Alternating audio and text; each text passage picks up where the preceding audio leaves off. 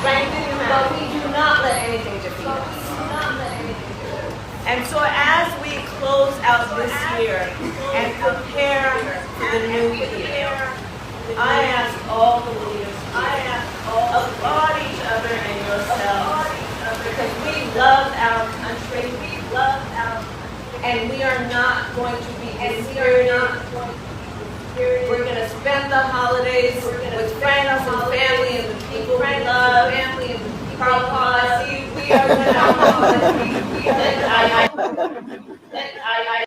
Good morning, everyone. Welcome to Tabs on Tap. I'm Tabitha Hassell. Aren't you glad you don't have to wake up to that every morning?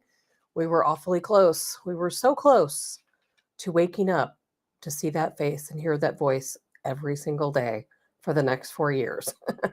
But no, not going to happen anymore. And the echoing on that video was part of their video. She has a microphone, but yet she's still not using it for some strange reason. Good morning, Allison. And, I did not see the video of Joe Biden mocking Harris. I wish I had. Good morning, Kim. But I had a very long workday yesterday, and I really didn't have the ability to keep up. But I did hear about it, and I wish I would have seen it. I think the day that Jill Biden wore the red pantsuit to vote, I think told us everything we needed to know. Good morning. Let's see here. Oh, Kim, I already said good morning to you. And it's Friday. Thank God it's Friday. And what a Friday it is. Man, I am so happy I have to work all day, but I'm still very happy for the weekend. I'm very happy. Tomorrow, my day will be a little tiny bit slower. And then Sunday, hopefully I can get in a little bit of rest, much, much needed rest. Hopefully you guys can all do the same. But yeah, there's so much going on in the world, so much going on in the news every single day. I always think, gosh,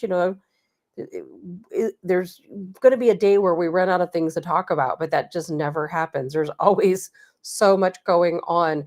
Obviously, we're going to talk a little bit more about drones today. You can raise your hand if you are tired of hearing about drones, but sad to say it's going to be in the news at least for a few more days, maybe even more so in the news than it has been, as people are starting to kind of wake up and take notice and say, hey, what in the world is going on here? So we're going to get into that a little bit. And, world news, Russia, of course, had promised retaliation against Ukraine. Ukraine had used another long-range missile, another attack into Russia the other day. And then yesterday, they kind of hit Russia with a barrage of about 20 drones. And I think Putin said enough is enough. And he fired back 120 missiles into Ukraine. So we're going to talk about a little bit more of that. Good morning, Karen. So many things to, again, talk about today. Outside of that, a little bit of update on Syria. I'm not going to get into that too much today. Not a lot has changed. Some Donald Trump policies I want to touch base on. Every day we're learning new policies, and so far I love every single one of them. So we're definitely going to get into that. And good morning, Dottie. And good morning, Monica. Did you see the videos of the drones shooting? I do. I'm going to play that here in just a couple of seconds, Monica. I do have that video. And as a matter of fact, I don't really ever use it because guess what? I have zero time. I can't even believe I have time to even do a podcast. I have no time at all. I just put this show together like 2 minutes ago. I'm out of time, but I'm doing my best to use my Tabs on Tap Facebook group. I haven't done much with it since I started it. And I think I only have like 50 folks that have joined my page over there. But I know that a lot of people are really tired of hearing about drones. They really are. I don't know why. I don't get it. To me, it's like the biggest news story there could possibly be, not only here in our country, but across the world. But people are tired of it. So I've been trying to share every time I come across a drone story, or anything news related to drones, I send it over to my Tabs on Tap group page. So you can go on and look at that and get a good idea of what's going on there. Good morning, Linda. And Allison, 200 drones sent into Ukraine along with 120 missiles. It was a busy day over in Ukraine. Thankfully, I didn't hear of any civilian casualties, just infrastructure.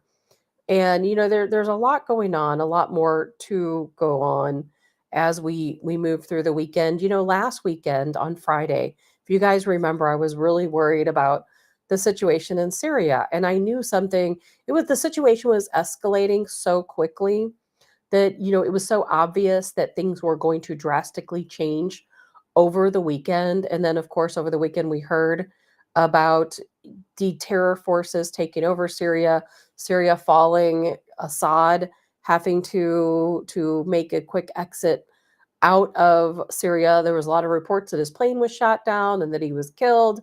And it does turn out, of course, that he was actually kind of smuggled out of Syria with Putin's own secret service agents and brought into Moscow, where they will not extradite him. Most of you have heard about that. He's opening up his ophthalmology office. He's going to open up an eye clinic in Russia because by trade, he grew up and lived in London his entire life, and he was an ophthalmologist in London. So he's going to go back to his original profession, which I think is a great idea. But what's happening in Syria, though, is crazy since that time. Now there's over 1 million people displaced who are seeking refugee status in other countries. And in the meantime, the terrorists that took over Syria, you can call them HTS, but trust me, that's short for Al Nusra, and they are terrorists. And now they're asking for all of the refugees that fled Syria back in, from 2014 up till now. They want them all to come back to Syria. And there are other countries who are saying, yeah, go back, leave our country and go back. And there's two things I want to take note of in this statement. And the reason why I'm talking about it is the terrorists are asking these refugees who are now in the United States, in Europe, all over the world, not in Russia, not in China, but in other parts of the world, they're asking them to come back to Syria. Well, that just validates everything we thought. Because you know what? Remember when we saw those hordes of men jumping on airplanes, jumping on boats, heading over to Europe in particular? I don't know if you guys remember that, out of Syria during their uprisings. Well, they were all men. Remember, there really weren't any women or children. It was all men. And we all thought, well, this is really strange. Why are all these men coming over? Fighting age men, what are they doing? Why are they here? A lot of them here in the United States, of course. Well, now we know that we were right. All that time we thought that they could have terror ties, or that they could be on the bad side of the situation in Syria, and they were coming here to escape the bombings by the United States and by Russia, who were trying to chase out terrorists. And now we know that a lot of those people that came over here to the United States and that went over to Europe, they were in fact members of ISIS or Al Nusra or these other terror related groups. And now Syria, the president of the new Syria, is calling them back home. He said, hey, we've won. Our country is safe now from Western domination. Come on back home. And Austria, the country Austria, they're actually paying Syrians 1,000 euros if they decide to leave Austria and head back to Syria. So it's just telling us everything we already thought, that the people who came here, they were in fact I can't say they're actually terrorists, but I could say that they are terror sympathizers because anyone who wants to go back to Syria right now under Syria rule, under terrorist rule, they are definitely ISIS, al-Nusra sympathizers, or they wouldn't be going back. And now, of course, the real people who need to leave, the Christians, the Alawites, the Shiites, they can't get out. Over 1 million people displaced, and they have nowhere to go. Back in the day, we were taking in all of the terror folks, weren't we? Terror-related folks, all those young men. But now all of a sudden we have women and children and, again, Christians and Jews trying to escape Syria, and no one wants them. No country will take them. Everyone said, we're not taking any applications for asylum. We will not take any refugees. And what are these people going to do? Over a million people looking for a new home. It's really sad. That situation will, of course, continue to unfold as the days go on. And unfortunately, it's probably It's probably not, going to be unfolding in a way that we would like to see. That's for sure. And I think people are starting to take notice that things are pretty bad over there. We'll see how that plays out. Ukraine, we just can't stop giving Ukraine money. We just can't stop. Now, Joe Biden has announced that we're putting together a $500 million package, an aid package to send to Ukraine. Don't they have enough of our money?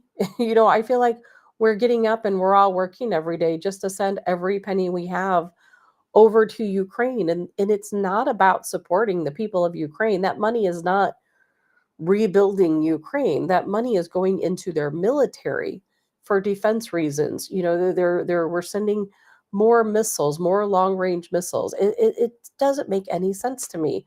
Why do we keep doing this? And then, of course, yesterday, Russia retaliated. And as Allinson said, about 200 drones, Russian, good morning, Cindy, about 200, and Linda, about 200 drones coming from Russia into, or from Ukraine, no, sorry, 20 drones from Ukraine, along with ATACMS missiles, into Russia this week. Russia, in return, responded as they said they would. Russia doesn't play around. Like I said yesterday, they don't play around. If they're going to attack Ukraine or the United States or any other country, they're going to say, hey, we're going to give you a couple warnings. And then when we say we're going to do it, we're actually going to do it. They sent over 120 missiles into Ukraine yesterday. And that was primarily targeting their energy sectors, their infrastructure for power grids and nuclear power plants and different things like that. I heard this morning that there are over 1 million people in Ukraine without power today. And so Ukraine is asking its surrounding countries to help supply them with power. But in the meantime, guess what? They're already planning their next attack against Russia. They're not going to stop. They're not going to give up. Good morning, Tammy Jerry Hoover. Good morning, Jay. And it's funding pensions and other items not even related to the war effort. And a lot of it's going into terror organizations. It's going into Syria to fund the terrorists in Syria. And Allison, that money is going to Ukraine, then probably into Hunter Biden's pocket. Probably so. And Robert says U.S. sends Ukraine money. U.S. leaves North Carolina residents destitute. I know, isn't that sad? Same thing with Lahaina, Hawaii. Nobody cares about Americans. Under Joe Biden, it's America last, isn't it? It's America last. I can't wait till we get back to America first. But how much money or how many more weapons are we going to send to Ukraine? And then we have Russia. Former President Medvedev made a statement yesterday. And of course, he's Putin's right-hand man still to this day. And he knows everything that's going on in Russia. And he's made a lot of military statements as of recent, and one of those being, he said after this latest back and forth between Ukraine and Russia, he said, today is the day. Today is the day. Ukraine has to make a decision. Zelensky has to make a decision. You either side with Russia or you will be wiped off the world map. That's a pretty serious statement, isn't it? And I really think that Putin has finally got to the point where he has said enough is enough. Enough is enough. Let's end this now. Can he hold out until January 20th? I think so. I don't expect anything too crazy to happen. However, we don't know how far Zelensky and, of course, Biden are going to continue to push things against Russia. You can only poke someone so much before they finally turn against you. So we'll see how that all plays out. But there's always just so much going on with the back and forth with Russia and Ukraine. And who would have ever thought that this would have lasted this long? The day that incursion first began into Ukraine, I thought it would be over in a couple of days, maybe a week. Never in a million years. And I think here we are, 2 years later, still talking about this, and things are continuing to escalate. Every day things continue to escalate. And now that Russia is not focused on Syria for now, I think they will eventually return their focus to Syria. But right now, their full attention is on Ukraine. Their full attention. And as Putin said the other day, he will not lose. He's not going to lose. So there's a lot of decisions here that need to be made. And of course, Trump, he is trying his best to mediate peace until he can be inaugurated. He wants peace in Ukraine. He wants peace between Ukraine and Russia. and between the United States and Russia. But Iran, maybe that's a different story. And Trump said that he's contemplating, he's considering, his team is advising him to order preemptive strikes against Iran. Now, I personally think that's a really bad idea. Some of you might think it's a great idea. I think it's a really bad idea. I am all for peace. I don't think that we need to ever conduct strikes into another country unless it's some extenuating circumstance. Maybe then, but not right now. And I hope that Trump decides against that. And the reason being, his advisors feel that Iran is so close to developing their nuclear weapons, that if we make these preemptive strikes into Iran, then we will make sure that they never have that ability, that they never have the power to create a nuclear weapon. My issue with that is that how can we really stop them? We can strike them all we want. We conduct airstrikes against them, and guess what? Then they can strike us back. And they are now part of BRICS. They're backed by BRICS. Putin has already made it very clear that if he wants someone to have nuclear weapons, he will just give them to them. They don't have to make them. Look at Belarus. He's already stated, Belarus. Now, originally it was going to be a nuclear weapon he was going to start stationing in Belarus, but he's changed his mind, and now it's going to be the Oreshnik missile, that is, because he feels that there's no reason to continue to use or talk about nuclear weapons when he has the Oreshnik missile. So we'll see how that all plays out. But I really am not a fan of striking into preemptive strikes against Iran. I don't think it will serve any purpose. I think the only thing it will do is create more escalation that we really do not need. And hopefully Trump will make a good decision when it comes to that, because I'll tell you what, Iran is also another country not to be messed with, because now they have that BRICS alliance. They're going to have China behind them. They're going to have Russia behind them, North Korea. They're all ganged up against, of course, NATO countries. So we don't really want to step into something we don't have to step into. And Tara says they have formed an entire Islamic army. They are here. It does no good to attack there. I couldn't agree with you more. Oh, Robert, what a great question. Is Turkey still a NATO country? I think everyone's asking that question right now, because Turkey is kind of playing both sides of the fence, particularly in Syria. Now, Turkey has always given safe passage to ISIS terrorists, not necessarily some of the other ones, but to ISIS. And whenever all this went down in Syria and we started rounding up ISIS into buses, and instead of taking them to prisons, instead of killing them, instead of taking them in as prisoners of war, we just allowed them safe passage up to Idlib. And then many of them, if not a good majority, went into Turkey. Turkey's president Erdogan gave them safe passage into Turkey. Now we have Turkey, who is also, he's supporting ISIS. He's supporting a couple of other factions in Syria. He's going completely against NATO. But I think Middle East politics are so complex that they all side here and side there, depending on what's going on. Like, look at the Houthis, over in Yemen. We, the United States and Saudi Arabia, have been bombing Yemen for years now. I mean, there's 300,000 Yemenis have perished. There's a famine in Yemen. It's a terrible, terrible situation over there that we're partly responsible for. But yet then on other fronts during that time, we and Saudi Arabia didn't have a good relationship. That kind of changed under Trump's term, got bad again under Biden's term. Hopefully we'll get better again. And Allison, are BRICS countries reporting drones? That's a good question. I've read some reports, not a ton, but of some reports. But yeah, Robert, as far as Erdogan, he's going to have to make a decision, isn't he? He's either going to have to decide he is with BRICS or he is with NATO. I don't think he knows. I don't really think he knows. I don't think anyone knows. But he is going to have to make a decision. I do expect Turkey and Erdogan to leave NATO and go over to BRICS. That's my expectation. I think that's going to happen. We'll see. We'll probably see that play out. And, Jay, it's time for the rest of the countries, NATO countries, to step up. Yes. Well, NATO is talking about, I think they already have 100,000 troops in Ukraine, but I believe, or in that, general region, just in case something more major breaks out between Ukraine and Russia and the United States and Russia.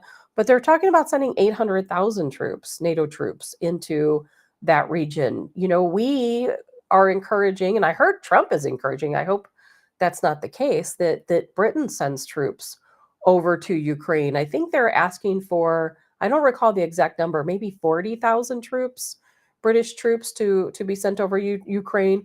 And you're right. Why are we, the United States, we're always the ones fighting the battle, aren't we? We hold the weight of the world on our shoulders, don't we? But that's changing, and yes, Allison, Turkey definitely does play both sides, no question about that. And Erdogan needs to make a decision, one or the other. And there's just a lot going on around the world in pretty much every country. Good morning, Glasna.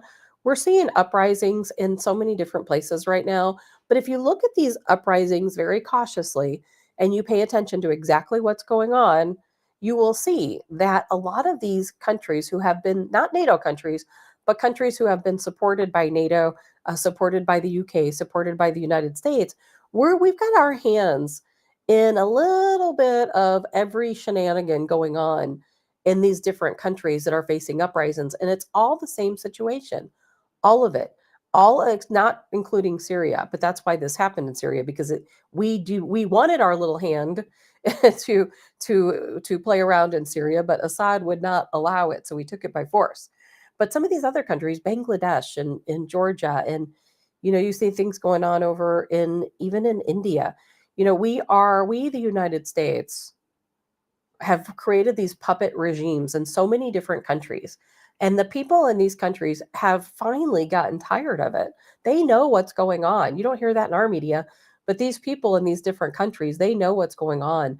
And they are rising up against these United States puppet regimes. And that's what we're seeing, and why we're seeing all these uprisings take place across the world. It's really crazy. And it's sad to say that I'm proud to be an American. I love our country. I love it a lot more under Donald Trump.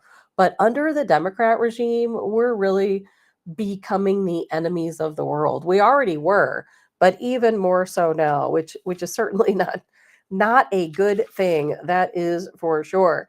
And over in Ukraine, I don't know if you guys know, you have to go on Telegram to really see a lot of things that's going on. But over in Ukraine, they're out of troops. If we don't start sending people over, they don't have anyone left to fight with. They have resorted to sending elderly people who are ill, people who are disabled. They're trying to get the 18-year-olds to go by paying them $12,000 and offering them all of these extra benefits. Now they're kidnapping people in the streets, and they kind of already had been doing that, but you can see the videos.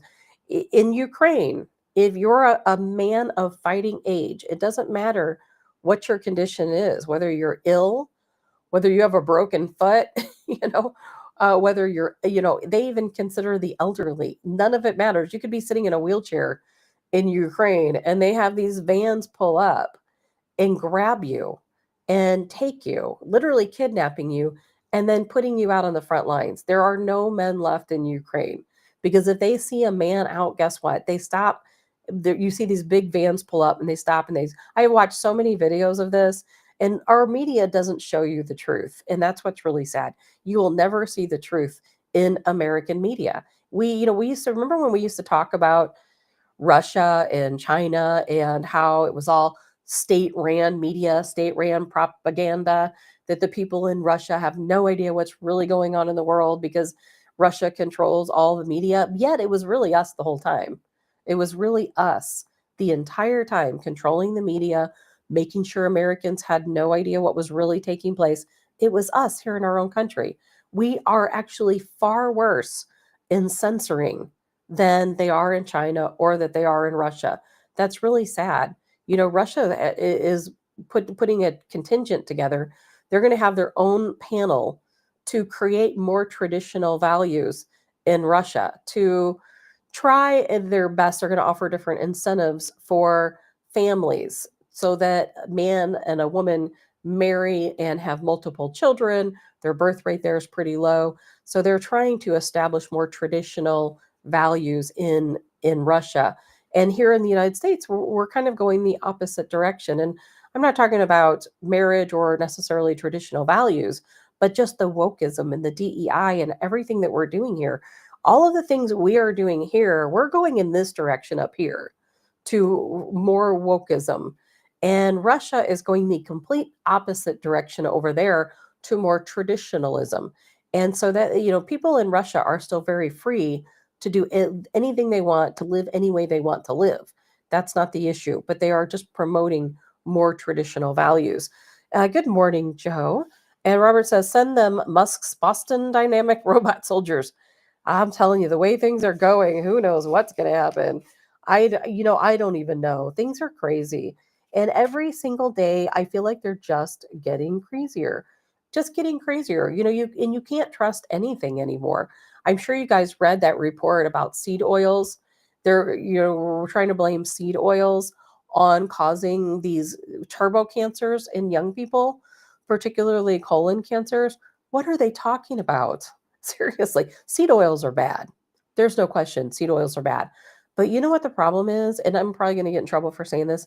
It's parasites. That's what it is. It's parasites. I don't know where we are obtaining all of these parasites, but if you look at a lot of these cases, it's parasites. Parasites are taking over.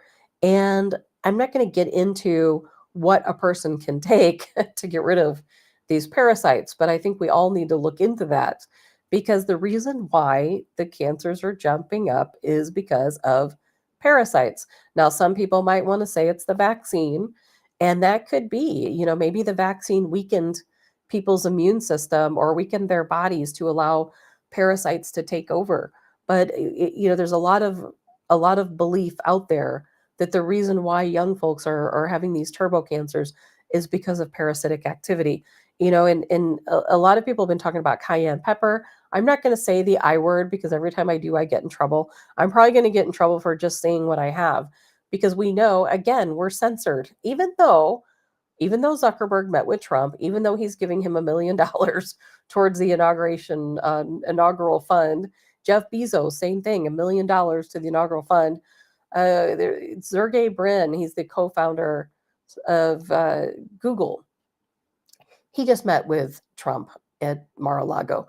And I won't be surprised if he also donates $1 million. I think a lot of these tech guys are getting together, and I think they're all going to donate $1 million into this inaugural fund because I think they're all a little bit worried that we have woken up. Trump knows what's going on. Elon Musk certainly knows what's going on, and I hope that they can come up with a plan to stop the censorship. We already know it hasn't happened yet. It definitely has not happened yet because if I stand here today and say the I word, guess what? My show is gone, and there's nothing I can do to fix that. And Tara, thank you for saying what I can't say. Good morning, Annette. Robert, good morning, Joe. Robert says parasites and germs, lots of stuff kill them. Walnuts is one example. The I word, the F word, and the other F word are other ways. Yeah, unfortunately, because we are still not a free society, I can't say these words. Allison, yes, parasites thrive on sugar. That is absolutely true. And yes, young people live on sugary diets. I think that our diet in general is just bad. We're all in a hurry. We're all trying to just get through the day and don't always have time to sit down and eat whole foods, your vegetables, your healthy, meats and fish and different things along those lines. And we're all drinking sugary stuff and eating sugary foods and processed foods. And I don't want to terrify anyone, but there's some posts you can find on social media where they show that they take different foods that people eat every day and they put them under a microscope and they show the parasites in the food. And these are chips and snacks and things that people eat and give their kids. And it's no wonder that we're just loading our bodies with all of these foods filled with different parasites and we don't even know or even understand. And sugar, I really think is a poison, and it's hard because trust me, I like sugar as much as everyone. Sugar is a poison. It causes inflammation in the body. It causes parasitic illness. And there's a whole host of other things that sugar does to our body. And yet it is an addiction. And Joe, yep, I'm still addicted to the sugar. It's tough. Sugar is like cocaine. I mean, it really is. It's like cocaine. People are addicted to sugar and they just cannot get away from it. And even when we know the sugar is harming our bodies, we still continue to eat food processed with sugar. And I don't know how the cycle is broke. Me myself, I've gone back and forth. I'll, completely eliminate sugar and processed foods and anything else and try to garden and try to do the right thing. But then yet I still get sucked back into that trap because I'm so darn busy. Is just a perfect example. The past couple of days, I would say really the past week, I have worked every minute of the day. I was up at 5 o'clock this morning on my computer working and then trying to hurry up and get the show together. And when I'm done here, it's same thing. I've got to work until I go to bed tonight, every single minute of that time, and the same for tomorrow. And you just don't have time. I try to drink protein shakes and things like that, but that's not healthy either. I didn't make those protein shakes. To me, if you're not making it at home, if you're not growing it, if you're not killing it, or knowing where your meat's coming from, it's probably not good for you.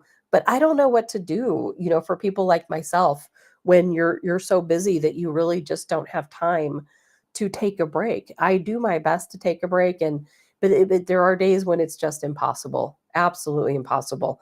And it's no wonder with the lifestyles we all live these days, including myself, that it's so hard to break these addictions for sugar and for processed foods. And it is really hard. It is definitely hard. And Robert helps with the sugar cravings, chromium, and cinnamon. Yeah, I need to find a guest if you guys know of anyone to talk to us about sugar because I would really love to learn more. Glesna, those pink and blue sugar replacements are much worse. I know, and it's like, what do you do there? Do you people try to break the sugar habit by using sugar supplements. Now, I like what is it they call that? The monk fruit fake sugar or something like that. I think that stuff's pretty decent. Whether it's good for you, I don't know. And Glenn, I have reached out to Dr. Naputi, and he has never even gotten back to me, called me, replied to any of my messages, and so it won't be him. And I'm assuming that's because he's still tied in with Real Talk, which of course is a station I used to work for it and no longer work at. So he probably cannot come on the show. Otherwise, Dr. Naputi's certainly a great source. And let's see here. And Tanya, it's a struggle. I'd love to grow our foods, but I don't know how. They make it so easy to eat bad. Isn't that the truth? It is so much monk fruit. Thank you, Linda. Honey, yes, honey's a good alternative, but we have to come up with better alternatives. If we want to stop these cancers, especially, and I'm going to say turbo cancer because that's what they are. They are turbo cancers. You're perfectly fine. Everything's good, and I'm talking about young people, and then all of a sudden you have a symptom and you go and see a doctor and you get your tests, and guess what? You're already at stage 4 cancer in turbo cancers, spreading all over people's bodies. It's a really scary situation. And I personally, and I'm no doctor, I'm not a doctor, don't take medical advice from me, but I absolutely do blame it on the diet. I do. And Robert, best to eat organic apples, easier and cheaper to eat worse. That's the sad part, Joe. It is easier and cheaper to eat bad food. Convenience food is cheaper, it's easier to get. It's eating healthy is far more expensive. It really is. It's more expensive. It's a lot more work. And I'm going to do my best. And maybe that's something we'll all go into the new year, hoping we all do a little bit better. But I've heard, and I think I can say this without getting in trouble, but I have heard that cinnamon, or not cinnamon, cayenne pepper capsules will help with a lot of these issues. So something to look into. Don't believe me, just look it up. But gardening, we've got to do better growing food, including myself. Last year I had my garden. I am so darn busy. I did my best to keep up with it. It was not easy to keep up with. I could have sat out there every day. The weeds would grow faster than any of the stuff I was growing. And it was really hard to keep up with. And then I left for Georgia and I had no choice but to just let the garden go. And when I came back, a couple of things were still growing. But what really hurt my garden was the powdery mildew. It was on everything. It didn't get on all of my tomatoes, but it got on a lot of them. A lot of my melons, I was trying to go grow cantaloupe and watermelon and some different things. My zucchini grew perfectly fine. It didn't get any powdery mildew, was perfectly fine. I'm not really sure what happened to my corn. I think I just got it planted too late. It did grow corn stalks, but they were small. And speaking of small, I only had one pepper plant, like a green pepper plant that actually produced normal size green peppers for whatever reason, and I'll never know why. We'll see what happens next year. But the rest of my green peppers were so tiny, they were about the size of a quarter, and they never got any bigger than that. I have no idea why. But we just all have to learn from our experiences and keep trying. And Glenn says in the 50s, scientists were paid off by the sugar industry to come up with a study to say sugar was good for you. I know. Isn't that funny how that's why we don't trust anyone, isn't it? It's exactly why we don't trust anyone. And Robert, things people don't consider regarding calories, shampoos, lotion, soap, makeup, all add up to obesity, and that's true. And I've read that, Robert, where the products that you use and the ingredients in these products, they get absorbed into through your skin. Our skin is very absorbent, and these products do absorb into your skin. And that's something to think about. Robert, spray plants with a garlic solution. I didn't know that. I'm trying to learn how to get rid of the powdery mildew this year because I don't want to use pesticides. We have so many bees and different things here. I don't want to use pesticides. So I've got to come up with another plan. And Monica, sounds like you're, oh, I know you said pants. I think you mean plants are too close to each other. I don't know. Maybe I never even thought that they could be too close to each other. I don't know. That's something else I'm gonna have to look into. I don't know anything about gardening, but I'm learning and I'm trying, and that's all we can do is learn and try to do better. I made my own vanilla. Some of you know that, and it's turned out absolutely perfect. I've been baking with it and using it, and not that changing my vanilla source is going to be a life changing experience for me or anyone in my family, but hey, it's a start. And so, those are all things we need to think about. I'm seeing all these reports coming from people we don't trust talking about health. And of course, I started talking about this because of censorship, because the conversation we're having right now is so difficult to have these days. Because who would have ever thought it would be difficult to talk about health and health solutions and how to be healthier? But when you think about it, all of the social media platforms, they all censor you when you start talking about becoming healthier. When you talk about things that make you healthier, they censor you. It doesn't make any sense to me. And yes, Allison, I do need to test my soil. And I actually bought soil testing kits last year and I never did end up using them. Robert, natural antifungals, curry, turmeric, cayenne, garlic, curcumin, onions, and more. Yeah, I bought so many onion starts last year, never planted them. I think I need to hire a gardening assistant to help me. And it's kind of funny because someone who I don't know in person, but I know through Facebook knows my schedule probably better than I do. And they're like, that's crazy for you to start a garden because you'll never get anything done because all you do is work. I'm like, isn't that the truth? And that person was right. But you know what? We're coming into a new year and I'm going to do my best. So this is the time right now, I think, to start preparing, which is why I'm kind of talking about gardening a little bit more. I'm already starting to work out a plan. I'm going to start getting my winter seeds together. I've been reading and watching videos and placing them in baggies. Some of you might say that's a bad idea. And if you do, I will listen to your advice. Putting those out, for some winter sowing. There's a lot of things I'm going to do, trying to get things prepared because now is the time to start getting your plan together for your garden. And hopefully this year, we won't have the rains that we had, which rains are good. But remember last year I had my entire sunroom filled with plants. I had like 300 tomato plants and it was wall to wall plants in there just waiting to be planted. And then remember it rained. They always say, wait till Mother's Day, wait till Mother's Day. Don't plant before Mother's Day. Well, I'm not listening to that advice anymore because last year I waited until Mother's Day and then it rained for like 4 weeks straight. And my garden was underwater and I didn't get anything planted. And Robert, I did plant marigolds around my plants. I didn't do garlic, but believe it or not, my marigolds took over. I don't even know how it's possible. I planted like 3 marigolds and the next thing I knew, I had marigolds growing over the entire garden. I don't know if that's good or bad, if you should just leave them and let them grow, but they were everywhere. One of my marigolds was at least 4 feet around, and it was just taking over the garden. So I'm not sure how that works out. And yes, Glenn, gardening is a good workout. If you guys would have came by my house and saw me, there were many days when I was sitting in my garden completely covered in mud and dirt from my face down to my toes. You just can't help it. But that's something we'll have to work on. Will we even be able to garden? There's so much craziness going on in our world. I don't even know what to expect that could potentially happen. And Allison, what's funny? You said marigold will help keep the deer out. Maybe that's why I didn't see any deer. I have a ton of deer here. I see them out on the cameras all the time, but none of them ever went over into the garden that I know of. Now, something was killing my corn, and whatever it was when the stalks were small. It would just take off the whole top of the corn or pull the whole corn stalk out of the ground. And it didn't eat it. It was almost like it bit it and just threw it on the ground or pulled the stalks up and threw them on the ground. I have no idea what could have done that. And this year I'm going to do a better job getting a camera out there and watching the garden a little bit better.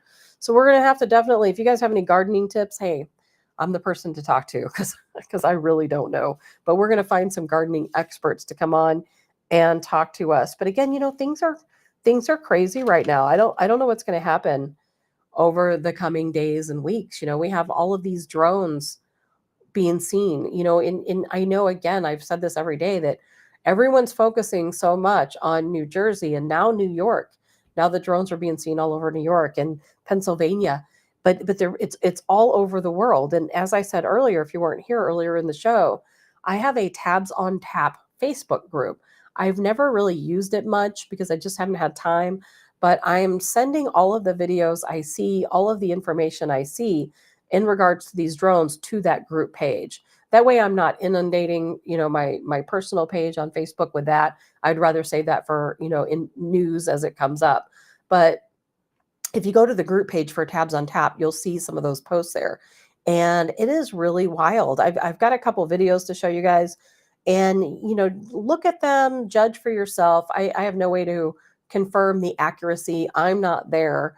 John Kirby says it's not happening. It's all just a figment of our imagination. In a few minutes, I'm going to read his statement. But first, I want you guys to take a look at these videos and keep in mind that whatever it is that we're seeing here, whatever it is we're seeing, it probably, I don't think it's aliens or UFOs, but whatever it is we're seeing is becoming more clear what they're doing, because they're being seen over critical infrastructure, reservoirs, dams, military bases, power grids, and it's not just here. Germany is reporting that these same drones are being seen over United States Air Force bases in Germany, over Germany chemical weapon facilities, over all of it was at Ramstein Air Base over in Germany for December 3rd and 4th. They reported, German government reported, if I can get that out right, that these drones were over Ramstein Air Force Base on December 3rd and 4th. They've been seen over the German arms manufacturer called Rheinmetall. I'm not sure if I'm saying that right. Their chemical group called BASF over their chemical production sites. There is something more nefarious, I think, going on here. I was thinking it's observational, which I think it still is, but what is really taking place here? And like Monica, Robert, gardening with electroculture. I bought all the stuff, never put it out. So I want you to take a look at a couple of these videos. Now, in one of these, it does look like whatever this drone is firing on something. Now, before you watch this, I want you to remember, I can't confirm the accuracy of any of these videos. I wasn't there. Is it trickery? Is it AI? I don't know, but you can take a look for yourself. I'm going to show you two videos here.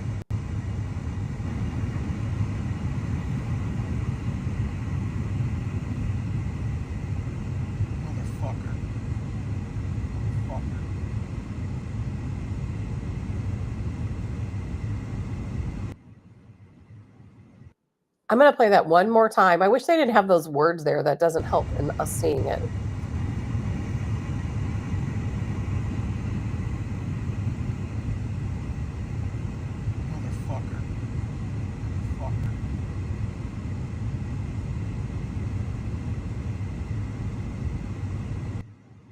I don't know what's being fired there. That's something to think about. Here's another sighting.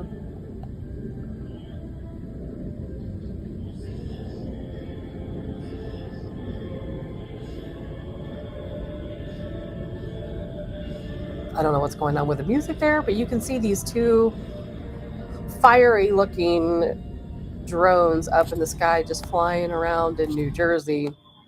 You can see all of these on my personal Facebook page and also on the, of course, Tabs on Tap group page. But I'll tell you what, what do we make of this? And then John Kirby, I've got a John Kirby statement here. And boy, it's a long one. And it's interesting to me that he made this statement because it's like, what are we imagining things? Are we just imagining it? And this is what what he said. He said, we have no evidence at this time that the reported drone sightings pose a national security or public safety threat or have a foreign nexus.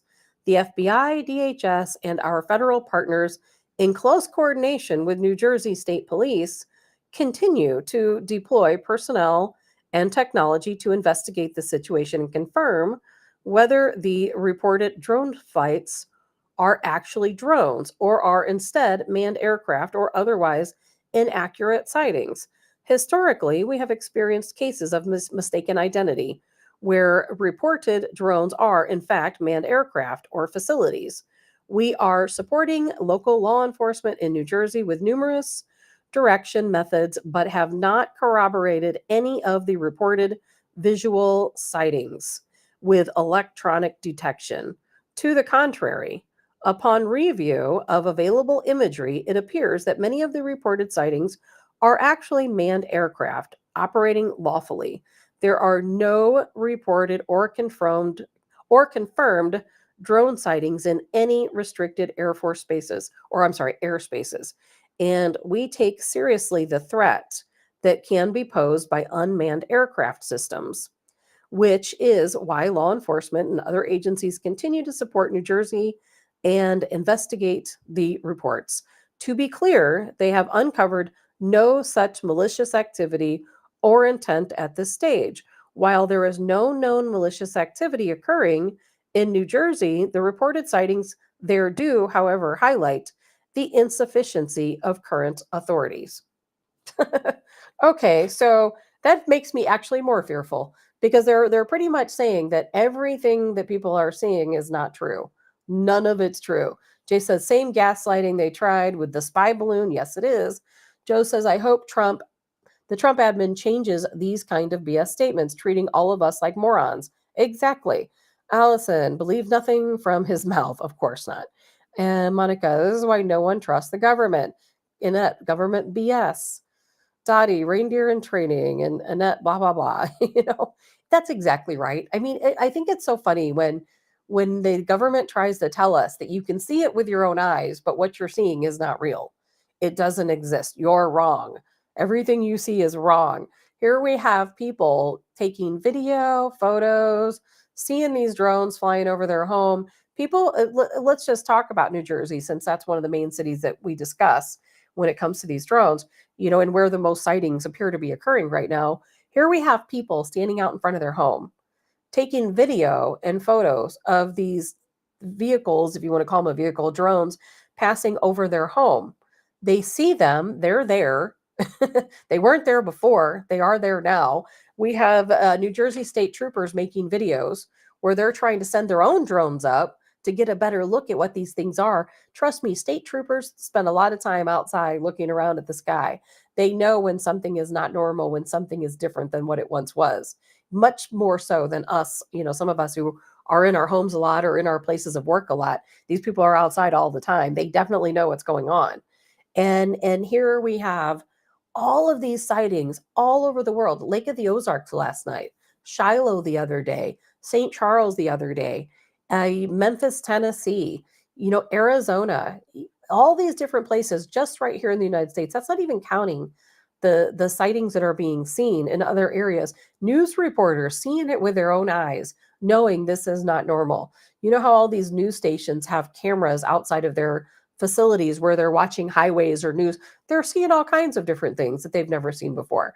And how can they sit here and gaslight us and tell us that it's not true. It doesn't make any sense. Jay says we can't collaborate even with hundreds of photos and videos.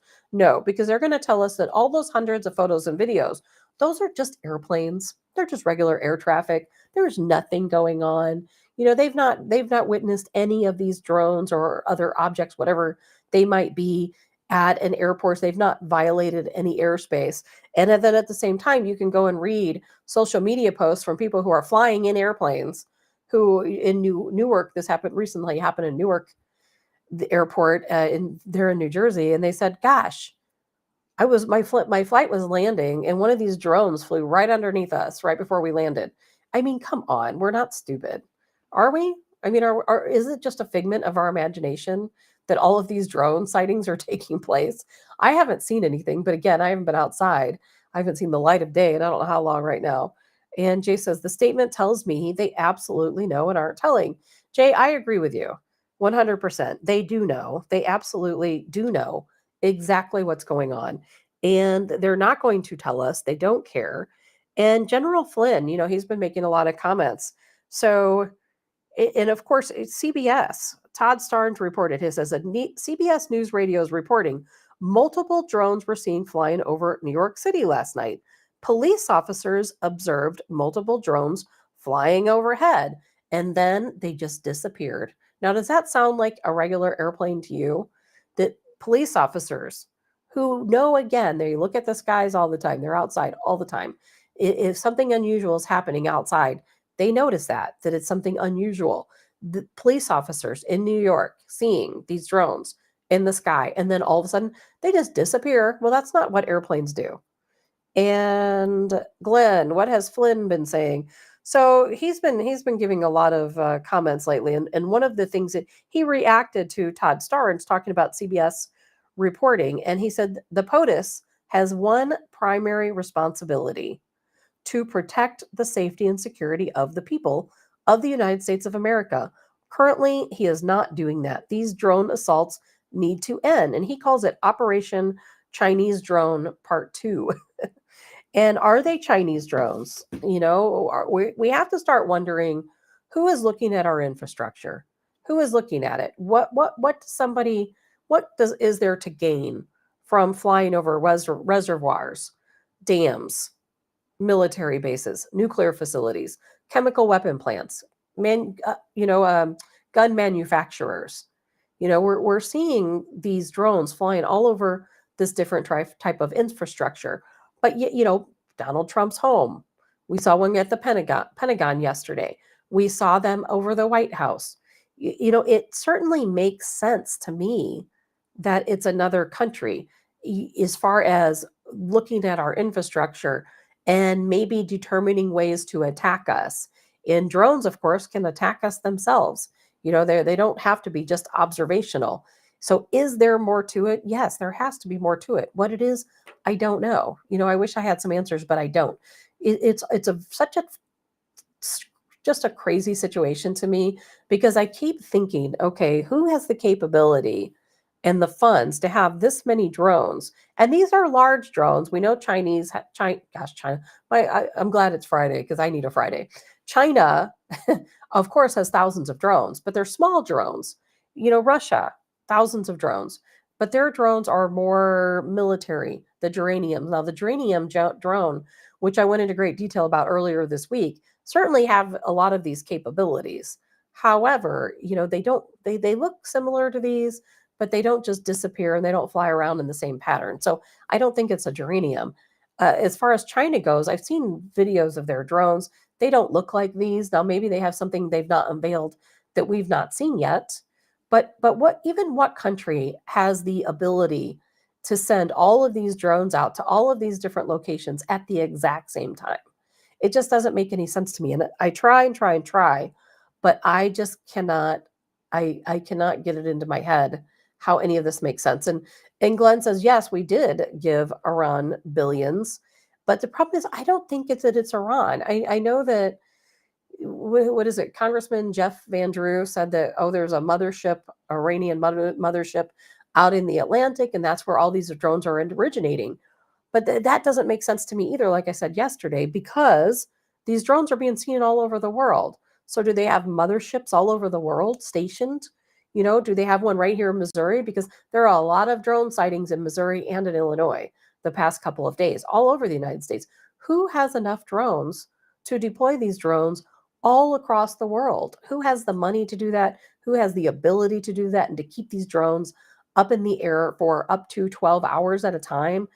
People say it's not even possible. So I don't have an answer. And Allison, China is way more advanced in drone technology. They are. Russia is even far more advanced in drone technology than we are here in the United States. But I still don't think even China has the ability to have this many drones, this size of drones in the air for that long and that many different places. I mean, you'd have to have now, we have again AI drones, which we talked about the other day. AI drones do Russia has AI drone technology. I'm not sure about China. China probably does too. I don't think we do in the United States, where the drones can interact with each other and they don't necessarily need an operator for each drone. But those drones don't look like these drones. So Jay says Iran doesn't have this type of technology. They are essentially a third world country. I agree with that, Jay. They don't have this type of technology. And Allison, yes, China did sell them drones, but this would take so much more to be able to put on this type of project to bring all these drones here. And we as the United States, if we thought it was truly Iran, if we thought these were Chinese drones, we would be doing something about it. I don't think that we would just allow China and Iran to fly their drones around our military bases and our infrastructure. And I don't understand in Germany, they're seeing these drones too, but what are they doing about it? And Jay says China's military budget makes ours look small. Isn't that the truth?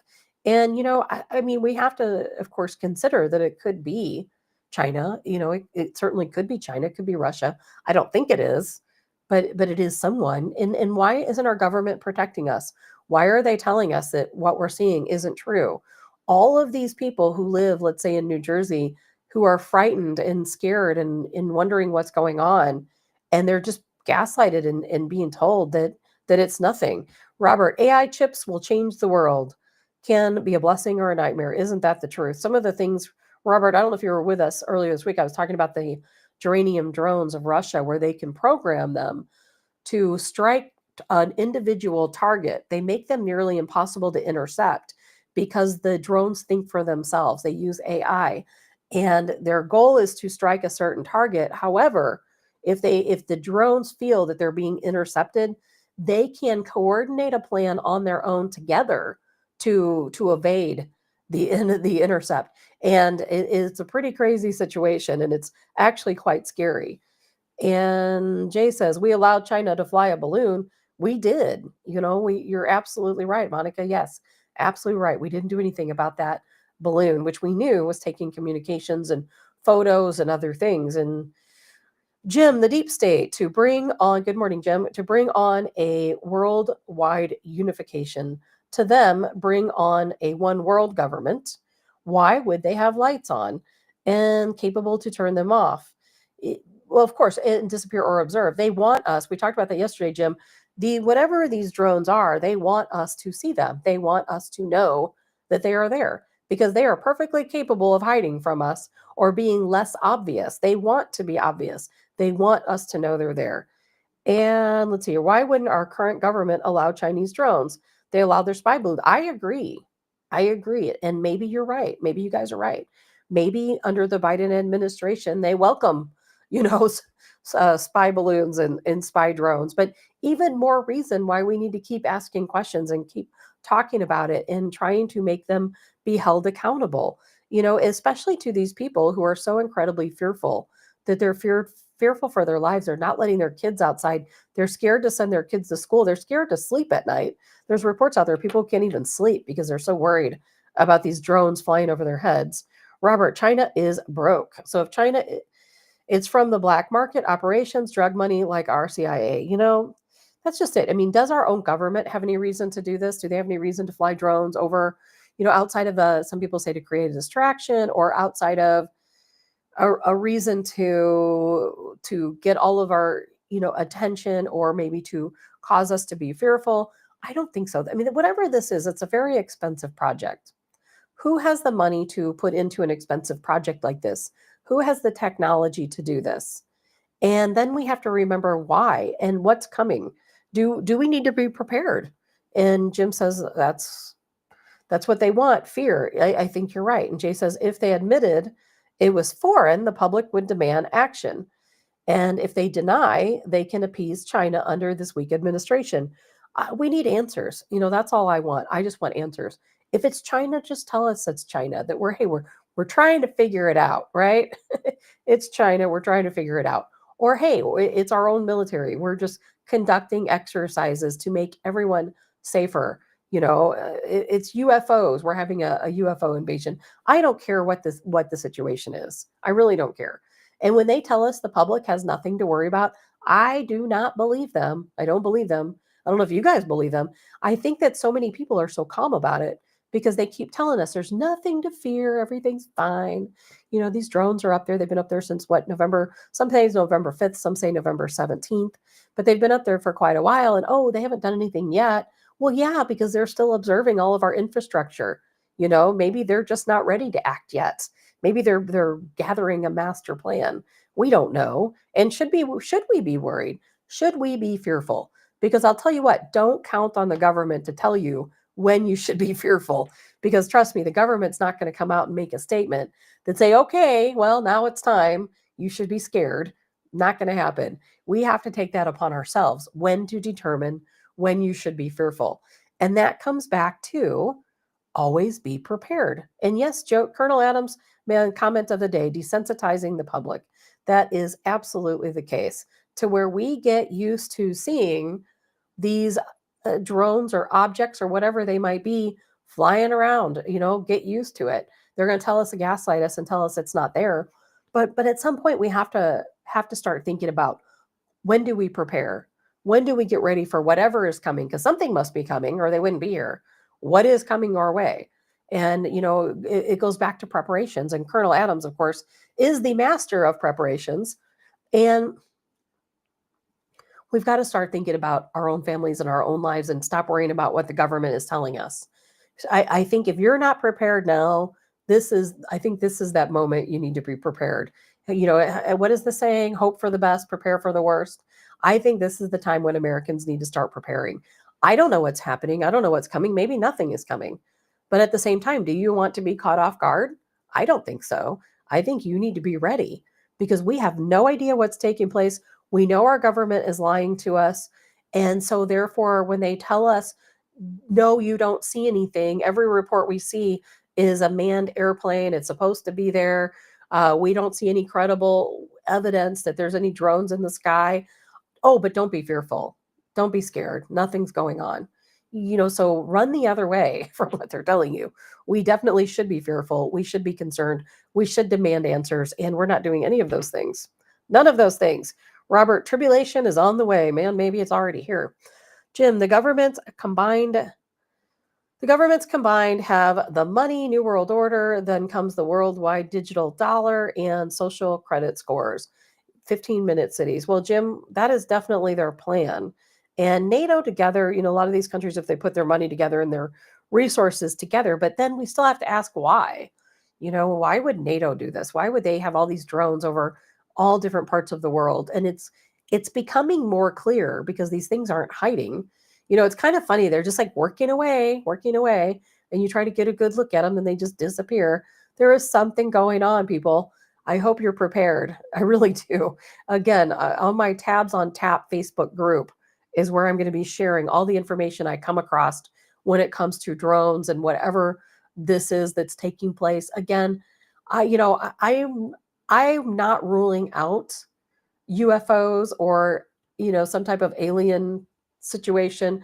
I think that there's less than a 1% chance that it's something like that. I think that whatever is going on here is more nefarious. I think it has something to do with our own government or another government, but it doesn't really matter, does it? It doesn't matter what it is or who it is or why they're doing what they're doing. The fact is they're over our infrastructure. They're looking at our power grids. They are looking at our dams, our reservoirs, our chemical plants. Those are all very worrisome things. And not just here, but in other countries as well. And not just United States bases. not just United States chemical plants. They're doing it to other governments in other countries as well. So there's a lot to be thinking about here. Let's see here. I may have missed it, but they said they are coming from the ocean. That is true. And I haven't seen anything from the Coast Guard or anyone else about their surveying the coastal waters. You're right. And they haven't. And there was, who was it? There was a congressman, I don't recall the name, who saw it for himself. And he really kind of sounded an alarm also in the New Jersey area. He said that he was driving by the coast. He saw what he estimated to be about 50 of these drones. Half of them, and they are all coming from, it looked like, from the area of the water. He didn't say they came up out of the water, but there are many other reports that they have. But what he stated is that he saw these drones, they were following a Coast Guard, ship through the waters there in the Atlantic, and it was very alarming to him. There was an interview from one of the Coast Guards who I believe was on that ship, who was also very alarmed at what he was seeing and had no answers. You can go back, I haven't seen anything recent, but you can go back and look at old video from years ago that show military video, by the way, that was displayed during the congressional hearings for UAPs. And it will show these objects who look very much like these drones coming up from the water. Now, do we have the capability of having underground military bases? I don't know. I have no idea. But I think that people have been seeing these types of objects coming out of the water for a really long time, a really long time. In fact, like on a more personal note, many years ago, my son's grandma, she's since passed away, his father's mom. She told me this story, and I mean, gosh, I was young. I was probably like 18, back when she told me this story. And she was out in Piedmont Lake, and there's a lot of UFO sightings, believe it or not, in Piedmont, Missouri. I didn't know that at the time. I was 18 years old. I didn't know anything about the news or what was going on in the world or UFOs or anything else. But I remember her telling me a story that she was out at Piedmont or Clearwater Lake in Piedmont, Missouri. And her family were camping at Clearwater Lake. And now when she told this story, she was only like 15 or 16 when she witnessed this. She told me the story when she was, in her 30s. And what she explained to me is that she was out there at Clearwater Lake and they saw this dark object moving through the lake. And they were all, of course, freaked out. Like, what is it? They thought it was like some big sea creature or something. And she said, all of a sudden, this thing emerged from the lake and just flew off into the sky. And I thought that was like the craziest thing I'd ever heard. But if somebody tells me a story and it's their personal story, I believe them. I don't think people are just running around making things up. And she had no reason to do that. She wasn't like a high strung person or anything. But it's kind of funny because back then I thought, gosh, that's like one of the craziest things I've ever heard. And now we know there are so many UFO sightings in the Piedmont, Missouri area, which is just crazy to me. And now we also hear all these stories about these different objects coming up out of the water. You can see that on video. And I think I shared one of those videos to my tabs on a tap page. Robert says, yes, DUMs are also underseas and oceans. You mean drones? And let's see, Robert, what is clearer to me every day is we are watching two cabals fighting each other on the world stage. Citizens worldwide are all just innocent pawns. It's spiritual.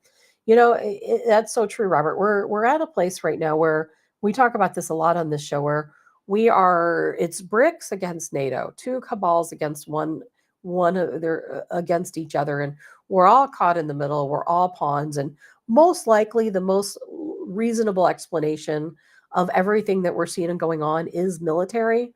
It is something to do with heading into probably a major war, and they're looking at our infrastructure, trying to figure out what to do. Now, whether it's our own military trying to decide whether our infrastructure is safe, or whether it is vulnerable, or whether it's an adversary and they're here trying to determine targets, how to make us vulnerable, we don't know. And it's sad to say that our government doesn't trust us enough to tell us the truth one way or the other, because we have every right to know what's taking place, especially if it's happening over your own skies. But will we know? Probably not. Just like anything else in America, we'll have to find out for ourselves. And Trump is very silent on this situation too. I'm sure you guys have noticed that. He has not said a single word, not a single word about any of this. But in the meantime, Democrat senators in New York and New Jersey are demanding answers. Now, whether they'll get answers, I doubt it. I doubt it. Congress says they know nothing about what's going on. And Allison says, could it be a collaboration of BRICS countries? It could be. I don't think any of the BRICS countries have the capability of doing this, but it could be. Certainly can't rule it out. But anyway, so Democrat senators, New York and New Jersey, they are demanding a briefing between the DHS, the FBI, and the FAA. They demand a briefing. They want answers like right now, because regardless of Kirby saying that these drones have not violated airspace, there's plenty of people who say they have. So what is the real answer here? I don't know. I don't know. But in the meantime, there's a lot of videos, a lot of sightings circulating. I'm going to share those to the Tabs on Tap group page. I'm not going to probably put them on my own personal page. I would rather put, more important news items there. Not that this isn't important. It is very important. But there's just so many sightings, hundreds. I went through hundreds of them last night that I saw, and I thought, my gosh, but we've got so many other things to talk about too. Here in our own country, we had Biden yesterday. What did he pardon? He commuted the sentences of 1,500 people. Most of these people, of course, are already out of jail. They're no longer serving their sentence. They serve their sentence to completion, but he just kind of scrubbed it from their records. Pardoned 39 other people. More pardons coming. There are a lot more coming. But that was a record breaking. I think Obama issued like 300 and something. Biden 1,500. Might as well go out strong, right? And there's no question that a lot of these people who are getting these commuted sentences, who are receiving these pardons and clemency, these are people who a lot of them were tied to the Biden administration or in some way tied to bribing and scandals and different things like that. So there's more coming. He'll probably pardon everybody in the country before it's all over. He's very worried about it. And on the comment line, I remember the Piedmont reports. I used to spend a lot of time down there. My family is from the Piedmont area. My great-grandfather ran the mill down there in Spring Mill, Missouri, right next to Piedmont. And my family cemetery is there, and I've also spent a lot of time in that area. But I was a kid, so I don't know. Karen, you also have a good weekend. And thankfully, it's Friday. Hopefully, we'll all have good weekends. So some other things going on right now besides all of that. You probably all saw the DOJ reports that the FBI did not incite the violence or the incursion into the Capitol building on January 6th. Do you believe any of these reports? I mean, can we trust anyone anymore? I don't think so. They do admit, though, that they did have, 26 FBI undercover, they weren't undercover agents. The word they used for it was that they were confidential human sources. They refer to them as CHS, confidential human sources in Washington, D.C. 26 of them. To me, that's like the same thing as an undercover agent. They might not want to call it that, but it's the same thing. And that 17 of them did go into the White House, 17. So, I'm sorry, not into the White House, into the Capitol building. I need a long weekend.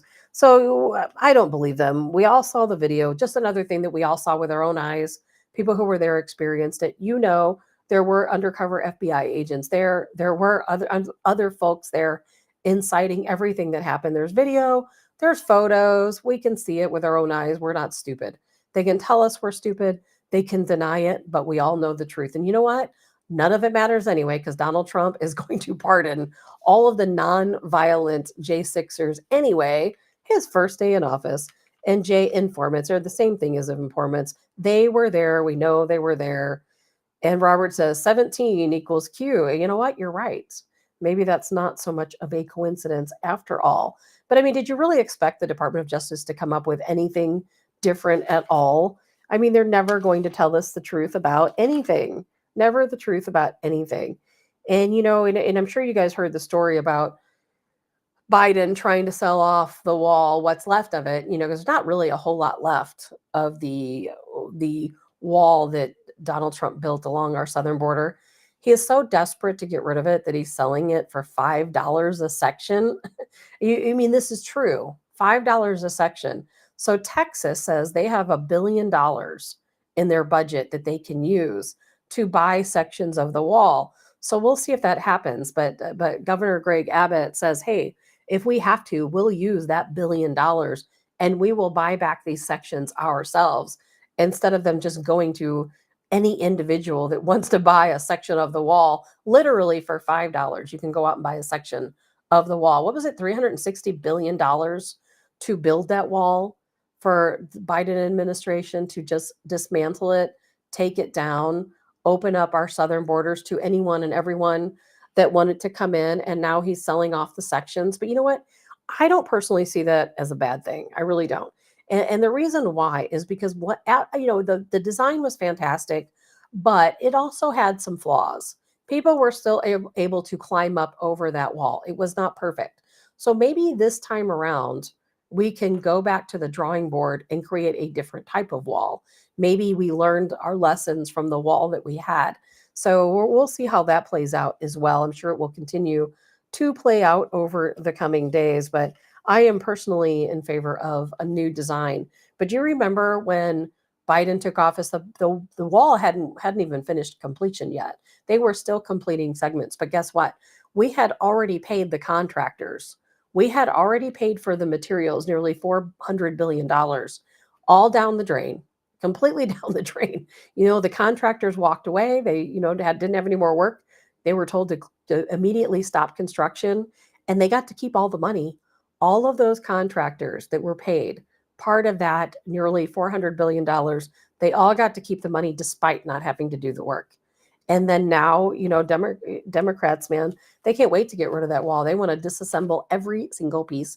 And who knows, what we got till January 20th. I can't imagine everything that's going to take place between now and then, how much destruction they're going to cause. It's going to be, numerous. It does definitely worry me a little bit. I don't think that this drone situation has anything to do with the inauguration, but what if it does? What if something's going to happen again between now and then?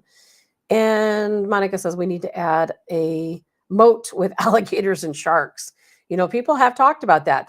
People have actually contemplated that plan. I don't know about the sharks, but they've definitely talked about the alligators. And let's see, friends in Piedmont at Gads Hill and Peachtree. Yeah, if you know the Hassell family, same name as mine, Hassell. We are all from my father's family's all from the Piedmont area down there by Clearwater Lake, Mill Spring, still living there, many of them. And they had a 600-acre farm out there. As a matter of fact, former Governor Carnahan is a cousin of mine, and they are all buried in the same cemetery down there in that area. Robert, digital wall that shoots on sight. Warning shots at 1,000 feet, deadly at 100 feet, red light only. I agree. Why don't we get more secure with our border? I don't understand it. If you go to another country, let's say Iran or even Syria, some of these countries that people refer to as third world countries, well, guess what? They have fantastic border security. If you try to cross their border, guess what? They're going to shoot you. They're going to come after you and hunt you down and throw you in prison, and you may never see the light of day again because they see their borders as sovereign. You don't cross a country's border. That you just don't do that. It is illegal. You have to have permission. Not here in the United States. You can just walk on over. We welcome everybody. And Allison, electric is a really good idea. Think about this. If we have Elon Musk and we have, let's say, Vivek Ramaswamy and all of these other people trying to cut costs, we stop all of this ridiculous aid to Ukraine, which could have paid for a wall, a very nice wall dome over our entire country, quite honestly. In fact, we pay for the Iron Dome for Israel, but yet we have no protection for our own country. We could build the most fantastic structure to keep us all safe in the United States. We could take all of this extra spending that we're giving to Ukraine, $10 million we're giving to the Taliban, all of this money we're giving to Indonesian women to pay cricket, all of the billions of dollars that are going out there to all of the most senseless things. And we bring it all back into our country and we use that money to fortify our own country. Why don't we do that? Why has no one ever thought to do that? And except for Donald Trump, that is. And I am so glad that he has these people having his back that are going to look at all of our spending and they're going to reel it all in. And we've already talked about all those empty government buildings. Remember that? Thousands, it was almost 2,000 government buildings sitting completely empty. Nearly, what was it, 100,000 workers who are supposed to work at these buildings but work from home. But yet we're paying for electricity and management and maintenance and everything else of these government buildings. And we've got to cut out the unnecessary spending and divert it back to our own security. Oh man, there's so much again. There's a lot more we could talk about, but I think that's about all I have for today.